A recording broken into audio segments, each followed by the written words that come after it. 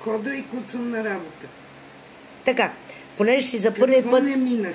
Педикюр медицински. Колко пъти минах през 4 или 5 медицински педикюра с обяви големи с красиви табели. Така. И реклами. Горене, гореха те, защото виждам, че е ужасно горено. Това е огромно състояние. Последния път не може. Лепенки от аптеките всичките. Шоу, мол, там всичките са силициевия спирт. И крайният ефект какъв е? И крайният ефект е кожата ми на парцал, болка, резане, дълбах и накрая влизам в затворените обувки и цяла зима куцане и пръста става дебел, тича от това нещо, от толкова кощи, трънлия, мазолия, какво е. Така, сега тук си при мен, за кой път? За първи път съм тук.